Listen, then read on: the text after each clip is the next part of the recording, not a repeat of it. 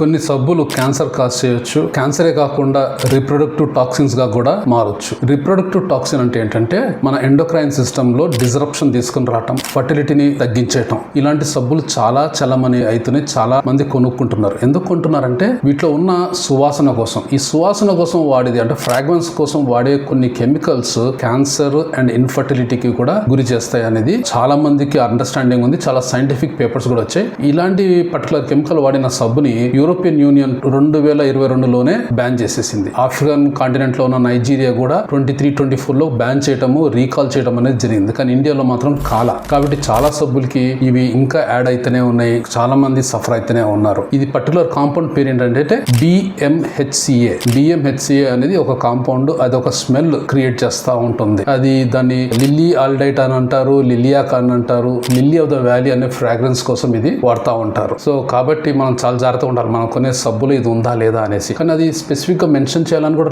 రాసి లేదు కదా మన సబ్బుల మీద. చాలా గొప్ప పెద్ద పెద్ద సబ్బులు ఉన్నాయి. కొన్ని డవ్ సబ్బులు, కొన్ని పియర్స్ సబ్బుల్లో ఇది యాడ్ అయింది అనేది కూడా ఉంది. కాకపోతే అవి రీకాల్ చేసామని వాళ్ళు అన్నారు, అవి తీసేసామని అన్నారు. కాకపోతే మీరు కొనుక్కునేటప్పుడు చాలా జాగ్రత్తగా చూసి తీసుకోండి. అది చాలా ఇంపార్టెంట్. రెండోది, ఈ ఫ్రాగ్రెన్స్ లేకుండా తీసుకోవడం ఇంకా బెటర్. ఫ్రాగ్రెన్స్ కావాలనుకుని లేదా సువాసన కావాలనుకుని ఎంతసేపు చెప్పండి, ఓ 2 minutes స్నానం చేసినంత వరకు ఉంటుంది. 2 minutes తర్వాత సువాసన అనేది ఉండదు. సో ఫ్రాగ్రెన్స్ లేని సోప్స్ వాడటము ఇంకా బెటర్. లేదు ఫ్రాగ్రెన్స్ కావాలా అనుకుంటే న్యాచురల్ ఆయిల్స్ తోని చేయబడిన ఫ్రాగ్రెన్స్ ఉంటే అది మనకి చాలా సేఫ్టీ ఉంటుంది. ఫర్దర్ మీరు ఎప్పుడు సోప్స్ వాడినా కూడా ఇది ఒకటి మనసులో పెట్టుకుని కొనండి.